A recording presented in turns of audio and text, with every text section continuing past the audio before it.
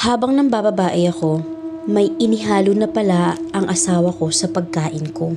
Hi mga Maref! So for today's video, iba naman yung content natin. Hindi kasi lahat ng tao mahilig magbasa ng mahabang kwento. Kaya ako na yung magkikwento para sa inyo. May nakita kong story online na feeling ko, hindi mo matatapos to na hindi ka wait, ano? Nangyayari ba talaga to sa totoong buhay? Hi, ako nga pala si Morgan.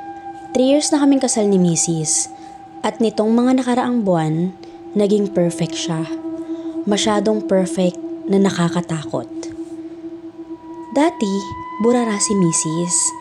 Laging makalat ang gamit, hindi marunong magluto, at madalas kaming mag-away dahil sa pagiging silosa niya sa mga katrabaho ko.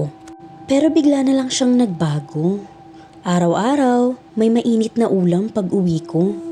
Malinis ang bahay, at higit sa lahat, hindi na niya ako tinatanong kung bakit gabi na ako umuwi. To be honest, niloloko ko na siya.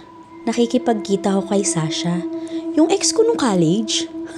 Akala ko jackpot na ako kasi hinahayaan lang ako ni Mrs.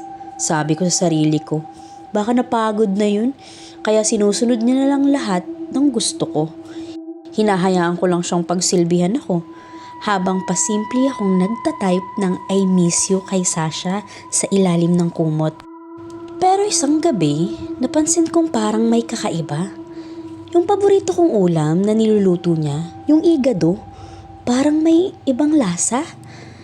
Manamis-namis na malinamnam.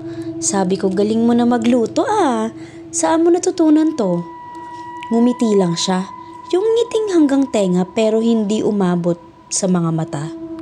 Galing yan sa puso, love, para hindi ka na maghanap ng iba, sabi niya habang hinihimas ang buhok ko.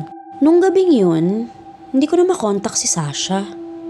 Hindi na siya sumasagot sa mga tawag ko. 1 araw, 2 araw, nag-aalala na ako. Pero syempre hindi ko mapakita sa asawa ko kasi mabubuking ako. Hanggang sa naglinis ako ng bodega namin habang wala si Mrs. May naamoy akong malatsa. Akala ko may namatay na daga. Pero nung ginalaw ko yung lumang freezer sa sulok, may nakita akong plastic. Binuksan ko at dun ko nakita ang phone ni Sasha. Basag ang screen at may iba pang karne sa loob na hindi ko na kayang ipaliwanag. Narinig ko ang mga yabag ng paa sa likuran ko.